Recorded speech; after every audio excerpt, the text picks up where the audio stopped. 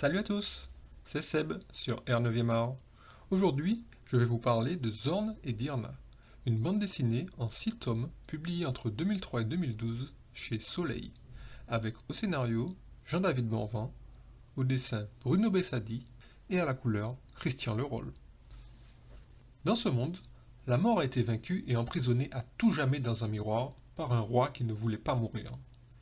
Bonne nouvelle, diraient certains, mais il n'en est rien, car l'absence de la mort n'empêche point de souffrir des effets de l'âge et donc du pourrissement des tissus. À défaut de mourir, voilà donc le commun des mortels condamné à se transformer tôt ou tard en zombie. Même lorsque la tête est tranchée, l'âme élit domicile dans le corps le plus proche. Des laminoirs ont donc été créés pour libérer les âmes de ceux dont les corps sont trop décrépits.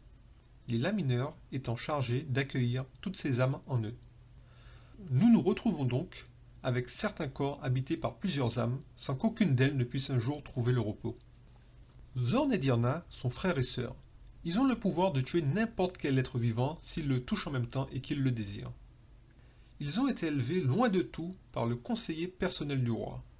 Mais alors que celui-ci les réprimandait pour un caprice, les enfants le tuent dans un excès de colère. Cependant, avant de mourir, il avait requis les services de Seldnor, un puissant et célèbre chasseur de zombies, pour l'escorter, lui et les enfants, jusqu'au roi. Seldnor, tenant à tout prix à accomplir sa mission, ne sait pas encore que celle-ci changera à tout jamais sa vie. Au cours de leur périple, ils vont faire la connaissance d'un lamineur contenant l'âme de Splata, la mère de Zorn et Dirna. Celle-ci va leur révéler les origines du pouvoir de ses enfants ainsi que les tristes et cruelles manigances dont elle a été victime. Mais plus encore, elle va révéler à Seldnor qu'elle n'est rien de moins que son épouse, qui, quelques années auparavant, s'est faite enlever par une bande de mercenaires se faisant appeler la Meute, aux ordres du fils du roi, le dauphin. Cette nouvelle va profondément ébranler l'impitoyable Seldnor. Il fait remonter des sentiments qu'il croyait avoir enfouis au fond de lui à jamais. Mais Seldnor et Splata n'en ont pas fini. Afin de mettre Zorn et Dirna hors de danger, ils doivent affronter la Meute et le cruel et dégénéré dauphin. Et cela quel que soit le corps qu'ils posséderont. Une lourde responsabilité pèse sur les épaules de Zorn et Dirna.